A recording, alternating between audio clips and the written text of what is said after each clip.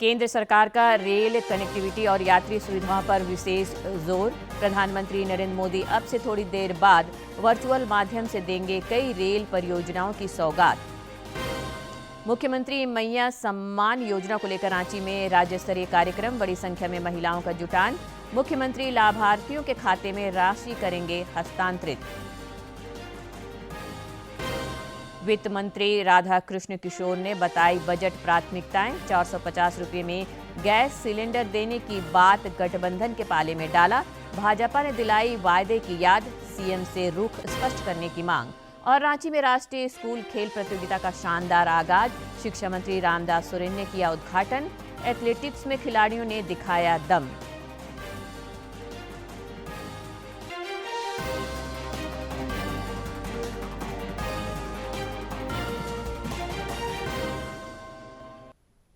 नमस्कार, खबरें झारखंड में आपका स्वागत है। मैं हूं रोज उरांव और अब समाचार विस्तार से। केंद्र सरकार रेल कनेक्टिविटी और यात्री सुविधाओं पर विशेष जोर दे रही है। इस सिलसिले में प्रधानमंत्री नरेंद्र मोदी अब से थोड़ी देर बाद वर्चुअल माध्यम से कई रेल परियोजनाओं की सौगात देंगे। प्रधानमंत्री नरेंद्र मोदी नए जम्मू रेलवे डिवीजन का उद्घाटन करेंगे। 742.1 किलोमीटर लंबे जम्मू रेलवे डिवीजन के निर्माण से जम्मू कश्मीर और आसपास के क्षेत्रों में कनेक्टिविटी में इजाफा तो होगा ही, साथ ही साथ तेलंगाना में चेरलापल्ली के न्यू टर्मिनल स्टेशन का भी वो उद्घाटन करेंगे।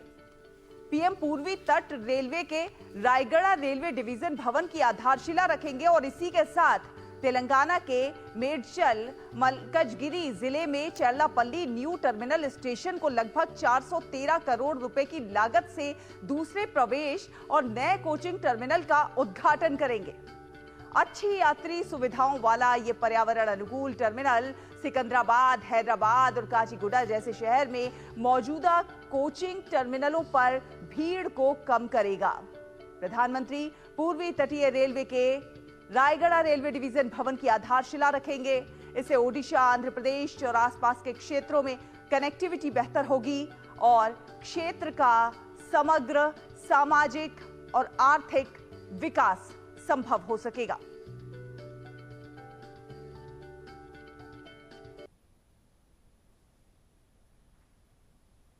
रांची के नामकोम में मुख्यमंत्री मैया सम्मान योजना को लेकर आज राज्य स्तरीय कार्यक्रम का आयोजन होगा, जिसकी सभी तैयारियां लगभग पूरी कर ली गई है। इस राज्य स्तरीय कार्यक्रम में बड़ी संख्या में महिलाओं का जुटान हो रहा है। इस दौरान मुख्यमंत्री हेमंत सोरेन लाभार्थियों के खाते में मुख्यमंत्री मैया सम्मान योजना की राशि हस्तांतरित करेंगे। जनजातीय युवा आदान प्रदान कार्यक्रम के तहत इन दिनों झारखंड, छत्तीसगढ़, ओडिशा और मध्य प्रदेश के बच्चे उत्तर प्रदेश के दौरे पर हैं। जनजातीय बच्चों को एक्सपोजर के तहत कई राज्यों का भ्रमण कराया जा रहा है। इस कड़ी में बच्चे लखनऊ पहुंचे, जहां उत्तर प्रदेश के मुख्यमंत्री योगी आदित्यनाथ से उन्होंने मुलाकात की। इस दौरान मुख्यमंत्री ने बच्चों से संवाद किया और उनका हौसला बढ़ाया। के संरक्षण के लिए प्रधानमंत्री मोदी जी के नेतृत्व में देश पूरी तत्परता के साथ कार्य कर रहा है और इसके लिए अनेक कार्यक्रम चलाए जा रहे हैं। उसी श्रृंखला में आपको याद होगा 15 नवंबर की तिथि प्रधानमंत्री मोदी जी ने भगवान बिरसा मुंडा की जयंती के रूप में जनजातीय दिवस के रूप में घोषित किया।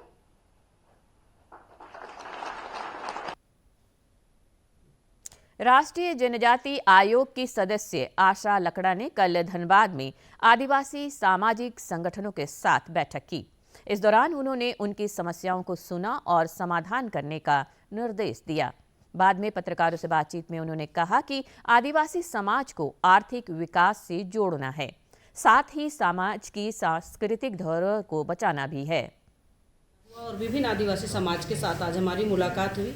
किसी भी तरह का कोई भी समस्या हो, किसी तरह का कोई घटनाक्रम ना हो, अगर घटना होती भी होगी तो आयोग उसके लिए खड़ा होती है, आदिवासी समाज को संरक्षण देती है, सुरक्षण करती है, सामाजिक आर्थिक विकास में उनके साथ में जुड़ती है और उनके न्याय और हित के लिए काम करती है। इसी दरमियान आज हमने आदिवासी समाज से मिला है, उनकी बातों को सुने हैं, चाहे एजुकेशन का हो, एम्प्लॉय का हो, या गांव का रहने वाला किसान हो या कोई भी रिक्शा पुलर हो, सबके लिए एक समन्वय स्थापित करके आयोग का जो साइट है NCST ग्राम्स, इस पर ऑनलाइन भी आप अपना शिकायत दर्ज कर सकते हैं ताकि समाज का भला हो सके। वित्त मंत्री राधा कृष्ण किशोर ने कहा है कि आगामी बजट राज्य के लोगों की भावनाओं के अनुरूप होगा, जिसमें अर्थव्यवस्था की मजबूती और जन कल्याण पर फोकस होगा।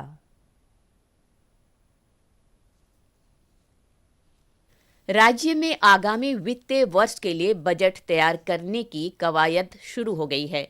रांची में एक प्रेस वार्ता के दौरान वित्त मंत्री राधाकृष्ण किशोर ने कहा है कि आगामी बजट राज्य की सभ्यता, संस्कृति और लोगों की भावनाओं के अनुरूप होगा। मुख्यमंत्री श्री हेमंत सोरेन जी के नेतृत्व में इंडिया गठबंधन की सरकार का आगामी बजट 2025-26 राज्य की सभ्यता, संस्कृति तथा झारखंड वासियों की भावनाओं के अनुरूप होगा।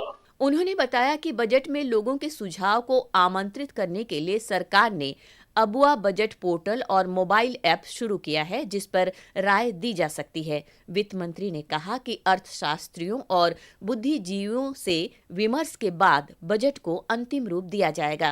अबुआ बजट गरीबों, शोषितों, वंचितों, दलितों, आदिवासियों, अल्पसंख्यकों, सामान्य जाति के आर्थिक रूप से कमजोर लोगों, युवाओं, महिलाओं, मजदूर, किसानों की आवश्यकता व उम्मीदों के अनुरूप हो। इसके लिए राज्य सरकार ने अबुआ बजट पोर्टल पर पंजीकरण एवं सुझाव देने की प्रक्रिया की शुरुआत आज दिनांक 5 जनवरी 2025 को कर दी गई। उन्होंने कहा कि राज्य के आगामी बजट में अर्थव्यवस्था की मजबूती और जन कल्याण पर फोकस रहेगा। सरकार का यह प्रयास है कि अर्थव्यवस्था को मजबूत बनाते हुए हम राज्य के अंतिम पंक्ति के व्यक्तियों का आर्थिक और सामाजिक उत्थान कर सके। ऐसा 2025-26 का बजट होगा। वित्त मंत्री राधाकृष्ण किशोर की प्रेस वार्ता के दौरान विभागीय सचिव और कई वरिष्ठ अधिकारी भी मौजूद थे। रांची से असीम की रिपोर्ट। राज्य के एनडीए गठबंधन सरकार अपने लोक लुभावन चुनावी वायदों पर घिरती नजर आ रही है। चुनाव पूर्व जनता से 450 रुपये में गैस सिलेंडर का वायदा करने वाली सरकार अब इससे पीछे हटती दिख रही है।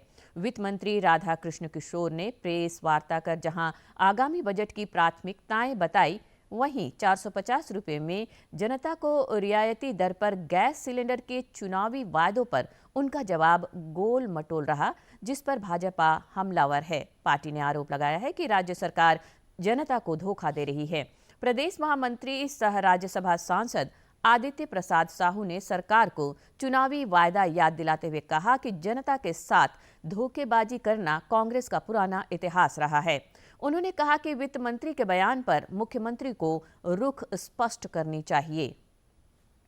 इधर भाजपा के प्रदेश प्रवक्ता प्रतुल नाथ शाहदेव ने भी चुनावी वायदों पर सरकार को घेरते हुए निशाना साधा है। वित्त मंत्री जी ने प्रेस कॉन्फ्रेंस में स्पष्ट किया कि वो गठबंधन सरकार का एजेंडा नहीं था, वो किसी दल विशेष का हो सकता है। सरकार के एजेंडा में 450 रुपये सब्सिडी की गैस सिलेंडर की देने की अभी कोई योजना नहीं है। यानी इन्होंने जनता से वोट लेने के समय तो बड़े बड़े वायदे कर दिए 450 रुपये में गैस सिलेंडर के, और अब कह रहे हैं कि ये सरकार के प्रायोरिटी में नहीं है, सरकार के कॉमन मिनिमम प्रोग्राम में नहीं है। तो यही इस सरकार की हकीकत है। वादे करते हैं, वोट लेते हैं, फिर यू टर्न मारते हैं। आगामी 16 जनवरी को होने वाले बिहार बिस्कोमान के अध्यक्ष के चुनाव को लेकर लोहरदगा सर्किट हाउस में बैठक हुई। बिस्कोमान के वर्तमान अध्यक्ष डॉक्टर सुनील कुमार सिंह की अध्यक्षता में हुई इस बैठक में लोहरदगा के सांसद सुखदेव भगत, बेरमो विधायक अनूप कुमार सिंह सहित बिहार के 12 विधायक उपस्थित थे। बैठक में लोहरदगा, गुमला, लातेहार, सिमडेगा और गढ़वा जिले से चुने गए प्रतिनिधि भी उपस्थित थे, जिन्हें वोट देने का अधिकार है। बैठक को संबोधित करते हुए सांसद सुखदेव भगत ने वर्तमान अध्यक्ष डॉक्टर सुनील कुमार सिंह के कामकाज की प्रशंसा की और चुनाव में समर्थन का भरोसा दिलाया।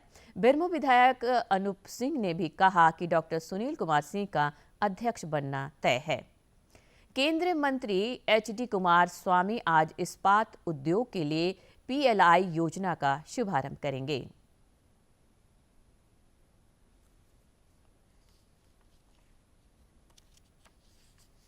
इस्पात मंत्रालय की PLI योजना से 27,106 करोड़ रुपए के निवेश और करीब 8 मिलियन टन स्पेशलिटी स्टील के अनुमानित उत्पादन की संभावना है। नवंबर 2024 तक कंपनियों ने पहले ही 18,300 करोड़ का निवेश कर दिया है और 8,660 से अधिक रोजगार सृजित किए हैं। केंद्र सरकार की PLI स्कीम की अवधारणा 2020 के वैश्विक लॉकडाउन के दौरान तैयार की गई थी। इसमें घरेलू मैन्युफैक्चरिंग को बढ़ावा देने पर जोर दिया जा रहा है। शुरुआत में 3 क्षेत्रों के लिए शुरू की गई PLI योजना को बाद में नवंबर 2020 में विस्तार देते हुए इसमें स्टील को भी शामिल कर लिया गया। इस्पात मंत्रालय लगातार इस योजना के तहत भाग लेने वाली कंपनियों के साथ बातचीत कर रहा है। मंत्रालय ने कहा है कि अधिक भागीदारी को आकर्षित करने के लिए इस योजना को फिर से अधिसूचित करने की जरूरत है।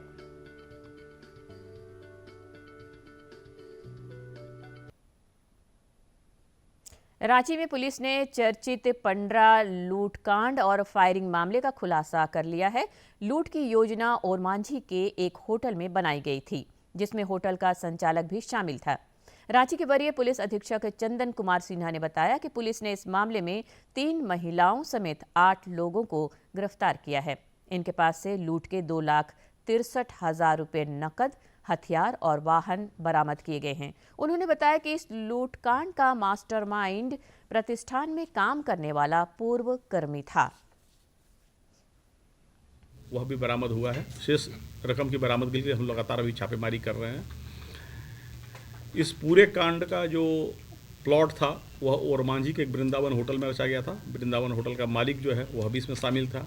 इसमें रामगढ़ का एक बड़ा अपराधी राजेश श्रीवास्तव शामिल था, जो 12 कांडों में पहले से वो आरोपित रहा है और सारे कांड जो उसके विरुद्ध हैं वो लूट, हत्या, डकैती के ही कांड हैं। जो आशीर्वाद होटल का एक स्टाफ था जो 2 वर्ष पहले इसको छोड़ दिया था, उसने सारा इनपुट दिया कि हर अल्टरनेट डे में ये लोग पैसा जमा करने जाते हैं और इसी के अनुसार प्लानिंग बनी थी। गोली भी उसी आदमी ने चलाया, चंद्रशेखर सिन्हा, जो पहले आशीर्वाद का स्टाफ था। और पूरे कांड का खुलासा हो गया है और हम लोग शेष रकम की बरामद के लिए छापेमारी कर रहे हैं।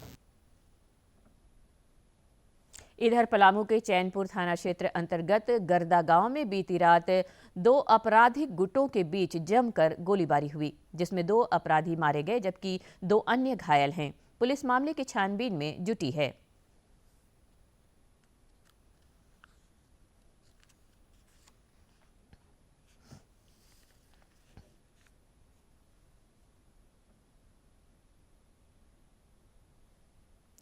साहिबगंज पुलिस ने जिरवाबाड़ी थाना क्षेत्र के गोड़ीबाड़ी हटिया में 4 जनवरी को एक व्यवसायी की हत्या मामले का खुलासा करते हुए 3 आरोपियों को गिरफ्तार किया है।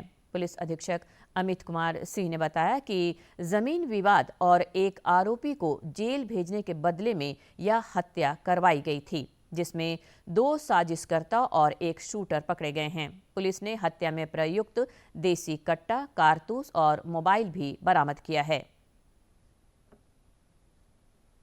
दिनांक 4/1/2025 को जिरवाबाड़ी थाना क्षेत्र में एक युवक की हत्या हुई थी गोली मारकर। उसका उद्भेदन हो गया है पूरी तरह। उसमें 3 लोग गिरफ्तार किए गए हैं। हत्या में प्रयुक्त हथियार भी बरामद कर लिया गया है और साथ ही कुछ मोबाइल फोन्स बरामद हुए हैं। इसमें जो मामला बेसिकली है वो पूर्व से विवाद है। इसमें ज़मीन विवाद भी इन्वॉल्व है, प्लस और पर्सनल जो विवाद है, दुश्मनी है, वो भी इन्वॉल्व है। उन कई फैक्टर्स के मिलने के कारण ये घटना कारित की गई है। 2 व्यक्तियों द्वारा, जिनका नाम महेश ताती और विश्वजीत कुमार है, उनके द्वारा तबरेज नाम के एक आदमी को हायर किया गया कुछ आपराधिक कृत्य करने के लिए। तबरेज का दुश्मन 2-3 दिन पहले इस मृतक से कुछ लड़ाई झगड़ा हुआ था, तो इन सब का कल्मिनेशन एक हुआ कि इसकी हत्या कर दी गई। पुलिस ने 24 घंटे के अंदर गिरफ्तार कर लिया और सभी हथियार बरामद कर लिए। आपका पसंदीदा डीडी झारखंड नए तेवर और नए कलेवर के साथ नए साल में आपके बीच है, ताकि पल पल की खबरें आप तक पहुंचे।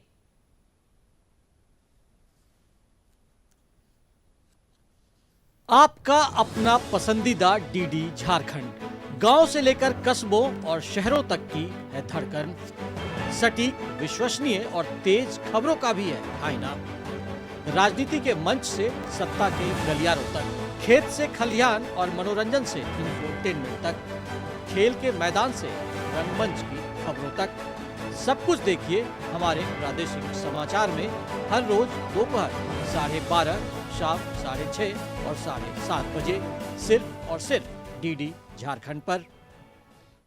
रांची के मोरहाबादी मैदान में राष्ट्रीय खादी एवं सरस मेला आधी आबादी के आर्थिक सशक्तिकरण और स्वावलंबन के लिए महत्वपूर्ण साबित हुआ है। देखिए यह खास रिपोर्ट। रांची के मोरहाबादी मैदान में राष्ट्रीय खादी और सरस महोत्सव का आयोजन इस बार भी यादगार रहा।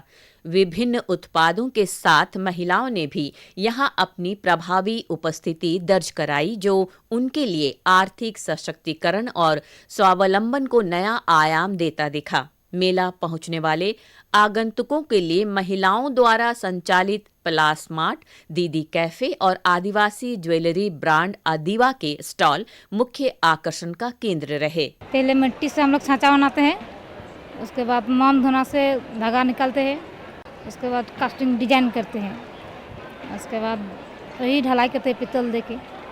गला का हंसुली है, ये है हाथ का वाला कंगन, और ये गला का कान का भी सेट है, गला का माला, और 100 पीस में ये सब हो गया। देखिए सरस मेला में ग्रामीण क्षेत्रों की समृद्ध सांस्कृतिक परंपरा, कौशल और उद्यमिता को भी प्रदर्शित किया गया। मोटे अनाज से बने उत्पाद, स्वयं सहायता समूह द्वारा निर्मित खाद्य सामग्री, कपड़े और पारंपरिक आदिवासी आभूषण को लोगों ने खूब पसंद किए। चना का सत्तू, चना का बेसन, मड़ुआ आटा, मकई आटा, अचार, जामुन का सिरका, जामुन का पाउडर, हनी, ये सब हम लोग लेकर के आए हैं और बहुत अच्छा सेल हो रहा है। हमें बहुत खुशी हूँ। स्वयं सहायता समूहों के लिए खादी एवं सरस महोत्सव ने मार्केटिंग, ब्रांडिंग और बिक्री के द्वार भी खोले, जिससे स्टॉल धारक हर्षित नजर आए। हमारा यहाँ फूड स्टॉल लगा है रांची सरस मेला में। यहाँ हम चावल, दाल, आलू पराठा, मेथी पराठा, पकौड़ी, धुसका, गुलगुला और आज पनीर भी बना रही हूँ। और स्टॉल के अलावे मेरे यहाँ कुछ कम रेट में मैं चावल खिला रही हूँ। महिला समूहों के उत्पाद स्थानीय संसाधनों और शुद्ध पारंपरिक तकनीकों का उदाहरण हैं, जो आत्मनिर्भर भारत और महिलाओं के सशक्तिकरण को संबल प्रदान कर रहे हैं। रांची से सहयोगी विकास के साथ शिवानी की रिपोर्ट। रांची में आयोजित 68वीं राष्ट्रीय स्कूल खेल प्रतियोगिता का आज दूसरा दिन है। कल शाम शिक्षा मंत्री रामदास सोरेन ने प्रतियोगिता का उद्घाटन किया और खिलाड़ियों को शुभकामनाएं दी। मौके पर रांची के विधायक सीपी सिंह समेत कई गणमान्य लोग मौजूद थे। श्री सिंह ने अपने संबोधन में कहा कि प्रधानमंत्री नरेंद्र मोदी लगातार खेल और खिलाड़ियों को प्रोत्साहित करने की दिशा में प्रयास कर रहे हैं। सफल मेजबानी को लेकर उन्होंने राज्य सरकार को बधाई और शुभकामनाएं दी। उद्घाटन समारोह में कस्तूरबा गांधी बालिका आवासीय विद्यालय और भारतीय लोक कल्याण संस्थान के कलाकारों ने मनमोहक प्रस्तुति भी दी।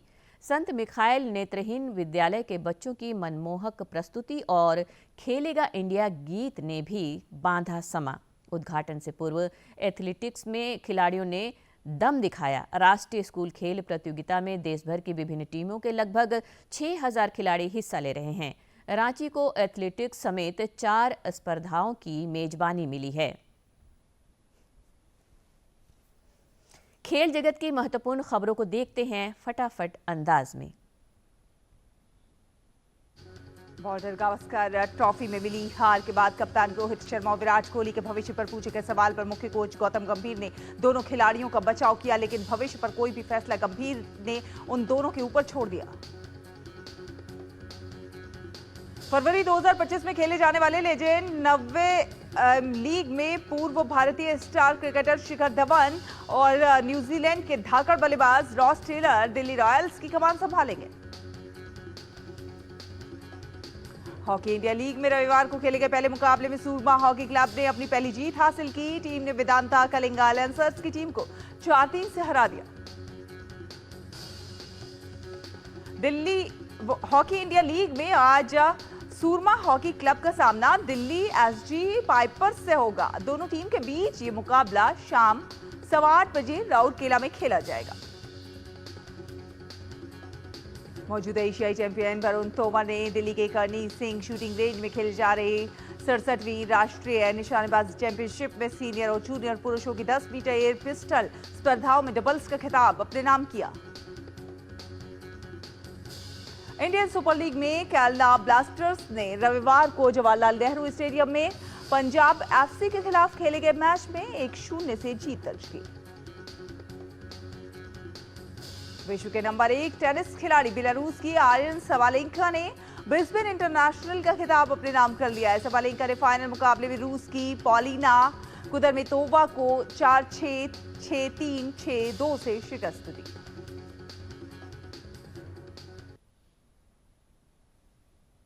सिमडेगा जिले को हॉकी के नर्सरी की संज्ञा दी जाती है। सिमडेगा की बेटी और भारतीय हॉकी टीम के कप्तान सलीमा टेटे को अर्जुन पुरस्कार दिए जाने की घोषणा के बाद से यह जिला फिर से चर्चा में है। आखिर सिमडेगा जिले में ऐसी क्या खास बात है कि यहाँ के दर्जनों हॉकी खिलाड़ियों ने राष्ट्रीय और अंतर्राष्ट्रीय स्तर पर अपनी खेल प्रतिभा का लोहा मनवाया है। देखिए डीडी झारखंड की पड़ताल करती यह रोचक ग्राउंड रिपोर्ट। विश्व के खेल मानचित्र में झारखंड के सिमडेगा जिले को हॉकी की नर्सरी के रूप में खास पहचान यूं ही नहीं मिली है। यहाँ सिर्फ खिलाड़ियों को ही नहीं बल्कि आम और खास लोगों को भी हॉकी से गहरा लगाव है। कृषि कार्य करने के साथ ही अपना सारा समय हॉकी को समर्पित करने वाले हॉकी सिमडेगा के अध्यक्ष सह हॉकी झारखंड के उपाध्यक्ष मनोज कोनबेगी ने कहा कि अन्य खेलों की तुलना में हॉकी में नहीं के बराबर या बहुत कम खर्च होता है। दूसरी बात यह है कि हॉकी से रोजगार भी मिलने लगा है। इससे भी हॉकी की ओर लोगों का रुझान बढ़ा है। मिला तो हॉकी एक है जो सिमडेगा जिला में रोजगार उत्पन्न कर रहा है और लोग यहाँ से लाभ भी ले रहे हैं। हॉकी के प्रति ग्रामीण क्षेत्र के लोगों का कितना समर्पण है यह इस बात से जाहिर हो जाता है कि ठेठईटांगर प्रखंड के कुड़पानी गांव निवासी विजय प्रसाद के पिता ने हॉकी के मैदान और स्कूल के लिए 5 एकड़ जमीन दान में दे दी है। विजय प्रसाद ने बताया कि इस मैदान में हॉकी टूर्नामेंट का भी आयोजन होता रहता है। हॉकी खेल का आगे बढ़ाने के लिए हमारे और हमारे परिवार की ओर से 5 एकड़ जमीन जो दी गई है इसमें स्कूल प्लस खेल मैदान के लिए दिया गया है। वहीं बार एसोसिएशन के पूर्व अध्यक्ष बसंत प्रसाद सलीमा टेटे के गांव बड़की छापर में अपनी 1.5 एकड़ जमीन हॉकी मैदान के लिए दान में दे चुके हैं। उन्होंने कहा कि वह भविष्य में अपनी ओर से इस मैदान में हॉकी टूर्नामेंट का आयोजन कराना चाहते हैं। सलीमा टेटे जो ओलंपियन खिलाड़ी है उसके गांव में जहां वो जन्मी बढ़ी और जहां वो खेल सीखी, हॉकी मैंने बांस का डंडा से खेलने के लिए सीखी, उसी मैदान को जो हम लोग का रैयती ज़मीन था हमने हॉकी स्टेडियम बनाने हेतु दान में दिया। इधर सलीमा टेटे को अर्जुन पुरस्कार के लिए चुने जाने से क्षेत्र में खिलाड़ियों और हॉकी प्रशिक्षुओं के बीच नई ऊर्जा का संचार हुआ तथा सभी हर्षित हैं। सिमडेगा के आवासीय हॉकी प्रशिक्षण केंद्र में प्रशिक्षण प्राप्त कर रही मनीषा मिंज और आरती कुमारी ने कहा कि उन्होंने बचपन से ही अपने गांव में लोगों को हॉकी खेलते और कैरियर बनाते देखा। साथ ही हॉकी का खेल उनके लिए सुविधाजनक लगा, इसलिए उन्होंने इसे अपनाया। दीदी को अर्जुन पुरस्कार मिलने वाला है तो हम लोग बहुत खुश हैं। हम लोग भी आशा करते हैं कि अच्छा से हॉकी खेले, अच्छा मैच प्रदर्शन करे और अपना ज़िला का नाम रोशन करें और एक दिन सलीमा दीदी की तरह ही हम लोग भी चैम्पियन बने। को ये पुरस्कार मिलने वाला है हमारा सिमडेगा जिला और हम लोग के लिए बहुत गर्व की बात है और हम लोग बहुत खुश हैं। इतना ही नहीं, सिमडेगा जिले में अन्य पेशे से जुड़े लोग भी हॉकी खिलाड़ियों को निस्वार्थ भाव से सेवा देने में आगे हैं। एक इंस्टीट्यूट के संचालक निशांत कुमार और विपुल कुमार भी यहां हॉकी को बढ़ावा देने में अपनी भूमिका निभाते रहे हैं। निशांत ने बताया कि इंस्टीट्यूट की ओर से लगभग 100 हॉकी खिलाड़ियों को निःशुल्क कंप्यूटर का प्रशिक्षण दिया गया है। साथ ही मैच के लिए विदेश जाने वाले खिलाड़ियों के लिए पासपोर्ट बनाने के काम में भी उनका पूरा सहयोग किया जाता रहा है।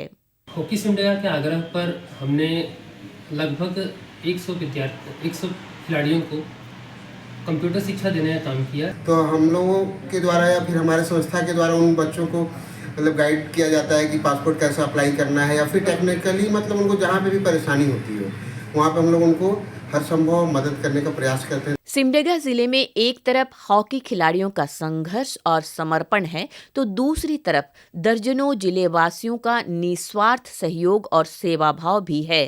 सोने में सुहागा की कहावत को चरितार्थ करती यह स्थिति जिलेवासियों को बार बार गौरवान्वित होने का अवसर देती रही है और जिले ने हॉकी की नर्सरी के रूप में अपनी खास पहचान गढ़ी है।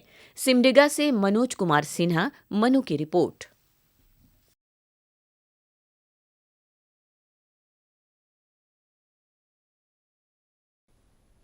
महान हॉकी खिलाड़ी और प्रखर राजनीतिज्ञ मरांग गोमके जयपाल सिंह मुंडा की खूंटी स्थित जन्मस्थली टकरा गांव के ग्रामीणों को आज भी क्षेत्र के समग्र विकास का इंतजार है। देखिए ये खास रिपोर्ट।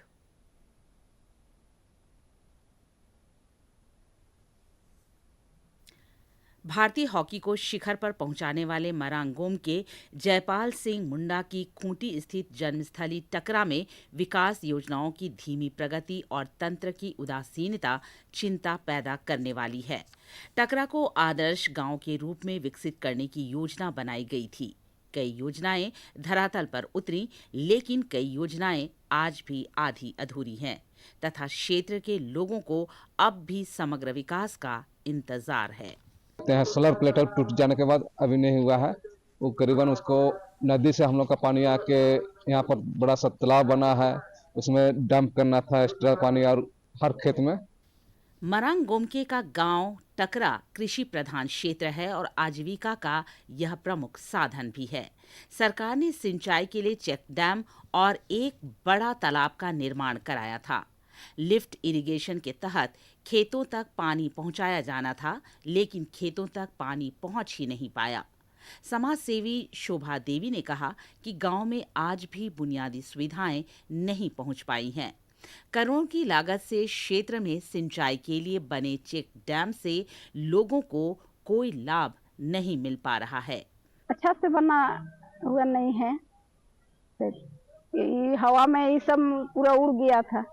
सोलर प्लेट सब हवा पानी में बरसात का दिन। इधर जयपाल सिंह मुंडा के वंशज जयंत जयपाल ने कहा कि ग्रामीणों को सशक्त और आत्मनिर्भर बनाने के लिए केंद्र और राज्य सरकार ने करोड़ों की लागत से दर्जनों योजनाएं दी, लेकिन तंत्र की लापरवाही ने इन्हें पूर्ण नहीं होने दिया।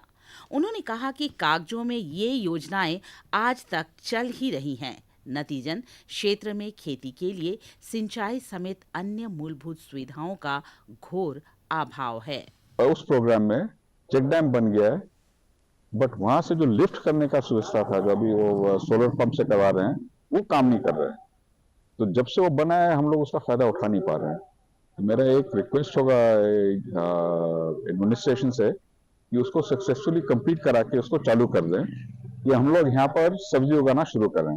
इधर पूर्व विधायक नीलकंठ सिंह मुंडा ने कहा कि पूर्ववर्ती भाजपा सरकार ने क्षेत्र के विकास को लेकर संजीदा पहल किए थे।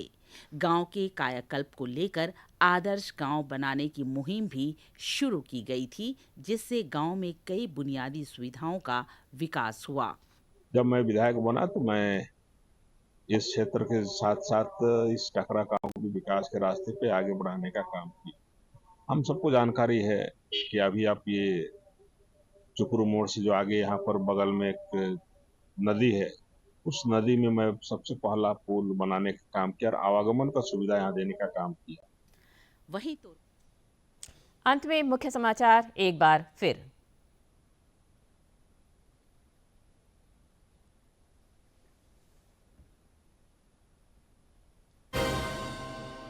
केंद्र सरकार का रेल कनेक्टिविटी और यात्री सुविधाओं पर विशेष जोर। प्रधानमंत्री नरेंद्र मोदी अब से थोड़ी देर बाद वर्चुअल माध्यम से देंगे कई रेल परियोजनाओं की सौगात। मुख्यमंत्री मैया सम्मान योजना को लेकर रांची में राज्य स्तरीय कार्यक्रम, बड़ी संख्या में महिलाओं का जुटान। मुख्यमंत्री लाभार्थियों के खाते में राशि करेंगे हस्तांतरित। वित्त मंत्री राधा कृष्ण किशोर ने बताई बजट प्राथमिकताएं। 450 रुपये में गैस सिलेंडर देने की बात गठबंधन के पाले में डाला। भाजपा ने दिलाई वायदे की याद, सीएम से रुख स्पष्ट करने की मांग। और रांची में राष्ट्रीय स्कूल खेल प्रतियोगिता का शानदार आगाज, शिक्षा मंत्री रामदास सोरेन ने किया उद्घाटन। एथलेटिक्स में खिलाड़ियों ने दिखाया दम।